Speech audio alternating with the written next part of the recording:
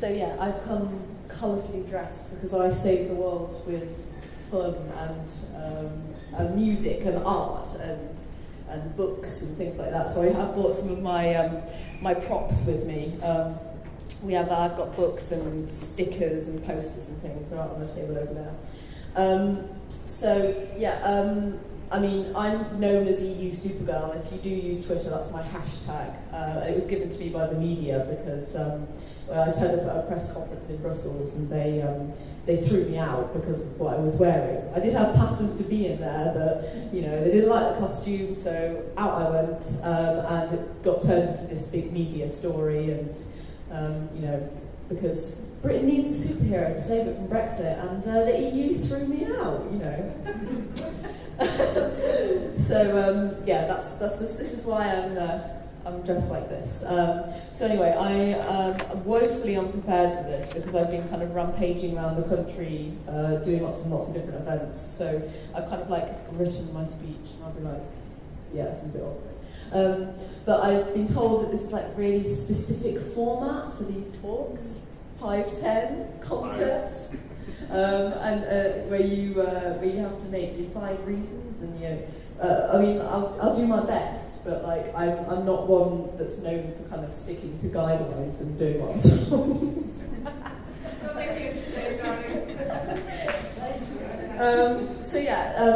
The idea that I want to talk about is the need to start a positive pro-European narrative in the UK. All right. Yeah, exactly.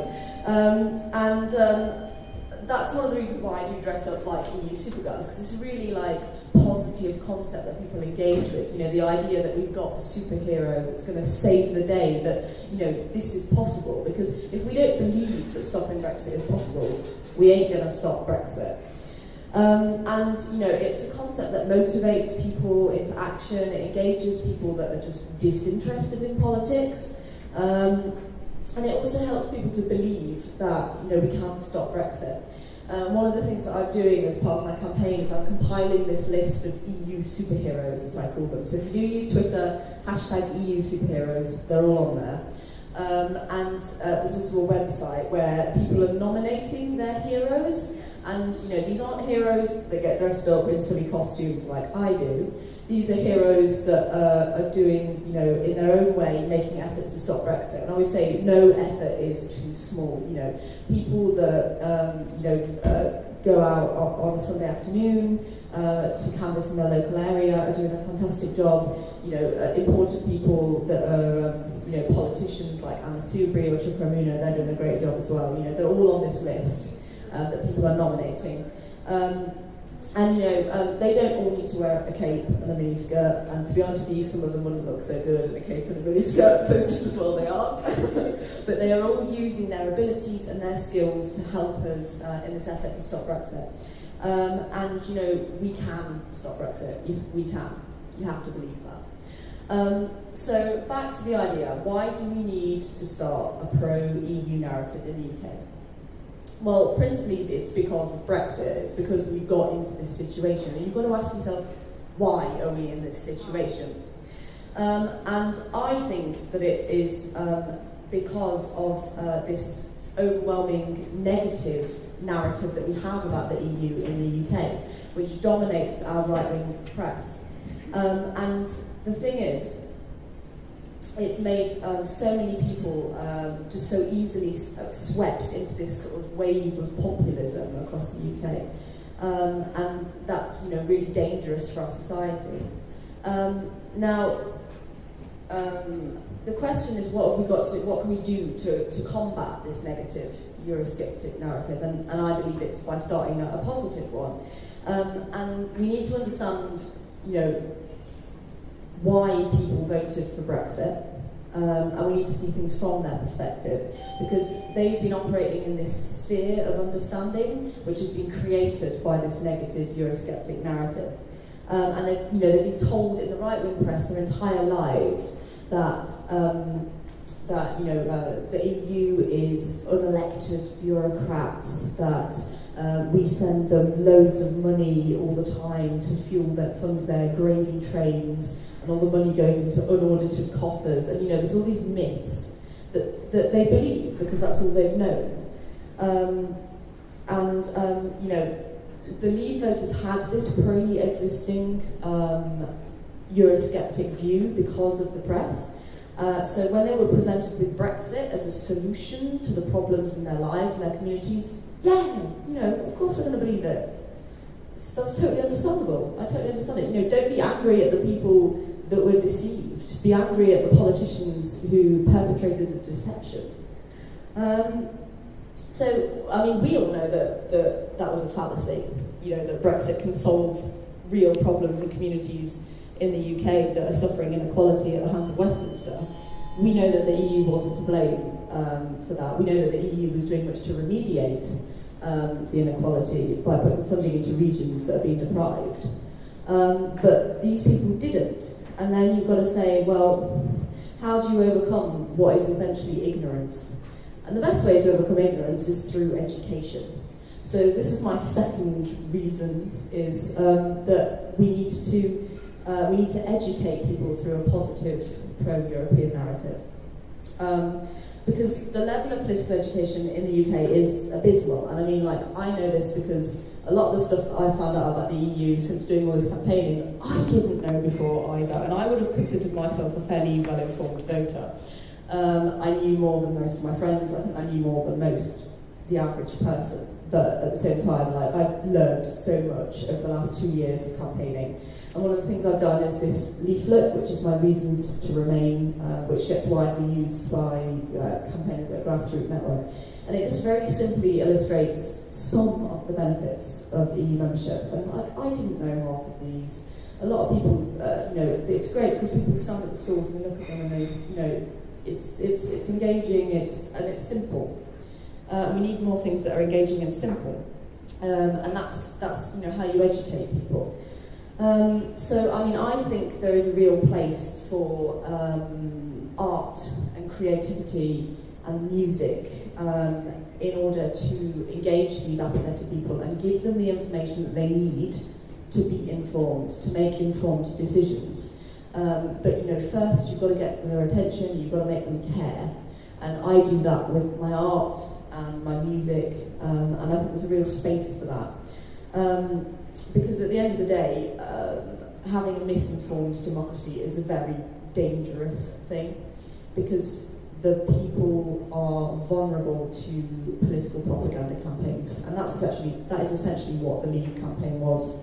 You know, if you look at Nigel Farage's Breaking Point poster, you look at the big red bus, you know, the slogans, the take back control, you know, these things, and people believed them, they were taken in by them. And recently, the comms director for the Leave campaign, actually, there was an article published in the Daily Mirror saying that they used tactics similar to the Nazis, basically. They used those tactics. Why did they use those tactics? Because those tactics work. So what we need to do is we need to use those tactics. So, on this idea of using creative means to communicate an emotional argument, is my third reason for starting a pro-EU narrative, is that because Project Fear, what we were using in the referendum, didn't work. It failed. It's not good enough. This negative narrative does not work. It does not convince people, it does not engage people, they don't believe it. Now, we need to make a positive case for the EU. We need to highlight the benefits of EU membership, you know, as illustrated in my poster, but I mean, we also need to bring the argument down to a personal level so that people can see how the EU benefits their lives directly and their communities directly, where regional funding is spent in their area.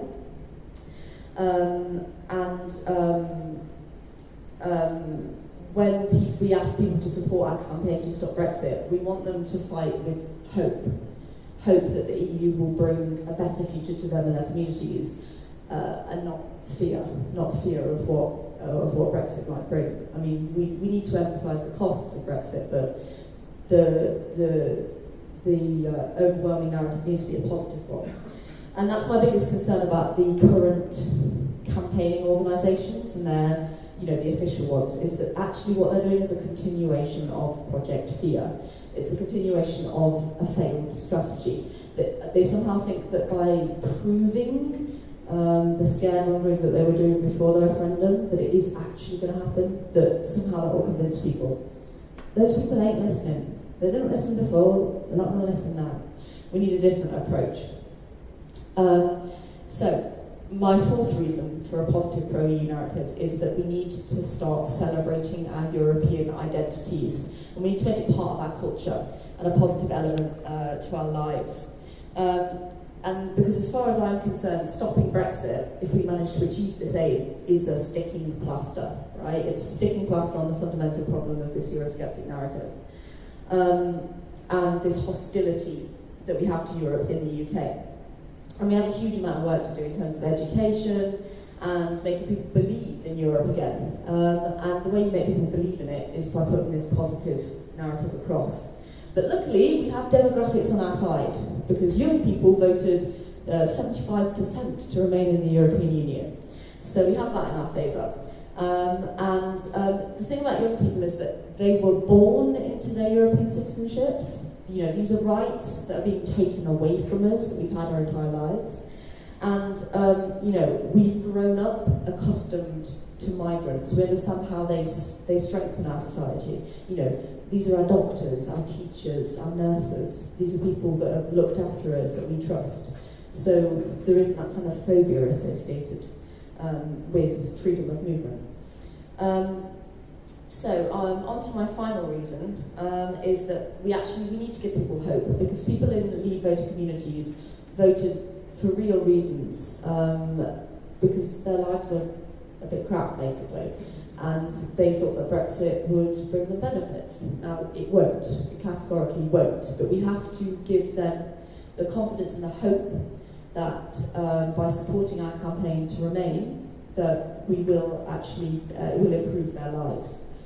And you know, we want a society built on hope, not one that's built on fear, because you know, hope is like a smile. You smile at someone, they smile back. It's infectious.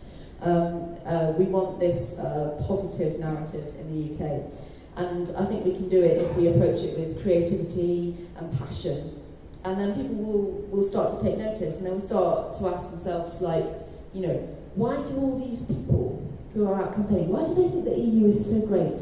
We've been told our entire lives that the EU is unelected bureaucrats in Brussels that don't care about us. But there's people here that really care. Why do they care? And then, if you've never come across FOMO before, which is fear of missing out, people will start to question, what am I missing out on? What's so great about the EU that I'm not going to have because of Brexit? So we need to make remaining in the EU more attractive than Brexit. And I don't think that's hard. Because, you know, if you can choose between bumbling Boris Johnson and his endless series of political gaffes and his mop of blonde hair, and Jacob Rees-Mogg with his pretentious voice and his, you know, never-ending series of modlets following him around everywhere, or Nigel Farage and his bucket of dead fish. You can choose between those three and our list of EU superheroes. You know, it's not a hard choice, is it really? So yeah, that's all I've got to say. I am going to do some songs, because that's what I do. Everyone has their skills, but thank you for listening.